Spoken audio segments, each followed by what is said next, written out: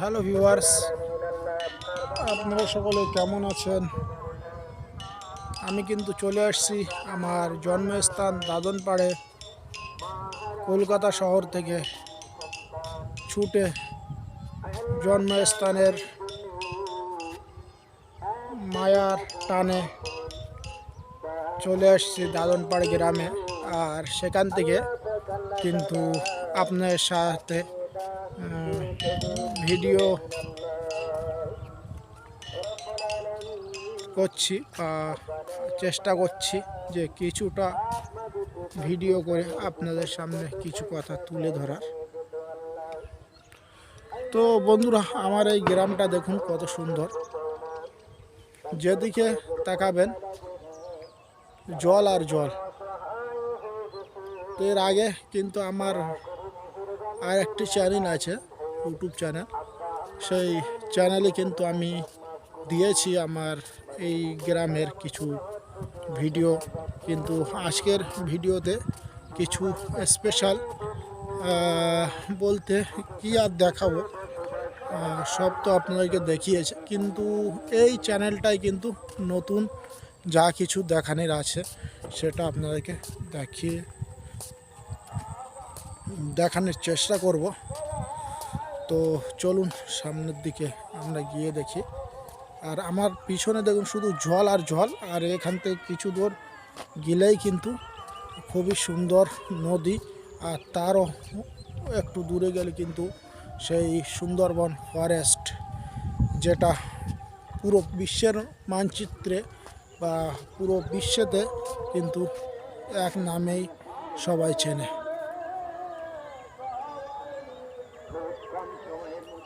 তো বন্ধুরা, এখানে দেখাবো এখানকার জলগুলো, যে দেখুন। আর এর ভিতরে কিন্তু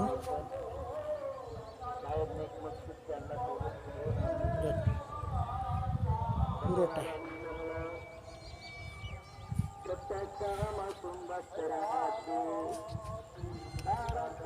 আর বন্ধুরা, এই কারণে পুরোটাই আমি কিন্তু দেখানোর চেষ্টা করছি আমার গ্রামের।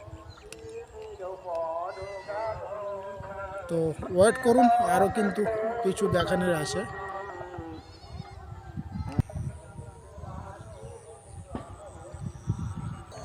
তো বন্ধুরা, আমি কিন্তু যাচ্ছি এমন একটি জায়গায়, সত্যি সেই জায়গাটা দেখলে কিন্তু হৃদয়ের মধ্যে অনেক কান্না আসে, এবং সেই জিনিসটা দেখলে কিন্তু অনেক অনেক কষ্ট লাগে। কারণ আমি এমন একটি জায়গায় যাচ্ছি, সেই জায়গায় কিন্তু আমার বাবা আজকে বিগত 27 বছর বা তারও অধিক কিন্তু মারা গিয়েছে। সেই জিনিসটা কিন্তু দেখাবো। তো ওখানে কিন্তু আমার ভাগনা আছে আর একটা চাচাতো ভাই আছে। তো তারা বলছিল, এই কারণে আমি ক্যামেরাটা তাদের দিকে ঘোরালাম। তো দেখানোর চেষ্টা করবো, চলো দেখানো যাক। তো আমি দেখাবো, কিন্তু তার আগে আর একটি জিনিস দেখাবো।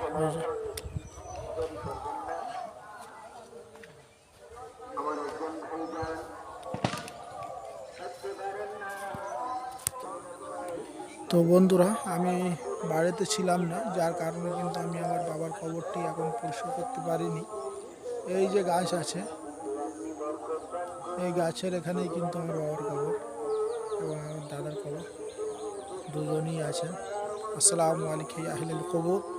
আর আমি কিন্তু তার সাথে সাথে সূরা ফাতিহা পাঠ করবো এখানে।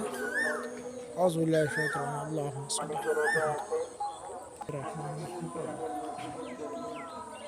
বিসমিল্লাহির রহমানির রহিম। আল্লাহুম্মা সাল্লি। তো বন্ধুরা, এই যে আমার বাবার কবর, এখানটা পরিষ্কার হয়নি, এই কারণে আমি আমার ভাগনাকে বলেছি যে কোদাল নিয়ে আসতে। তো আমরা কিন্তু কোদাল নিয়ে আমি একটু পরিষ্কার করে দেব, যেহেতু বছরে একটা দিন কিন্তু আমি পেয়েছি আমার বাবার জন্য। আমি জানি যে যতটুকু সময় দেওয়া যায়, যেহেতু এখন বৈকাল 4টে বাজতে যায়, তো আমি আমার নিজের ক্ষমতায়, কারণ আমি বলেছিলাম আমার ছোট ভাই বা আমার ভাগনাদেরকে, কিন্তু সময় মতো আমার আসতে পারিনি, শরীর খারাপ ছিল। তো এই কারণে এই যে আমার ভাগনা চলে আসছে দাঁড়িয়ে। তো আমরা কিন্তু এই যে প্রবেশ করলাম আমার বাবার কবরে, আর এই নিয়ে আমার ভাগনা, এই যে আমার নানু ভাই এই যে ছিল মনে হচ্ছে, না এই আইছিল না মানে, হ্যাঁ নে দে কাট, বিসমিল্লাহ।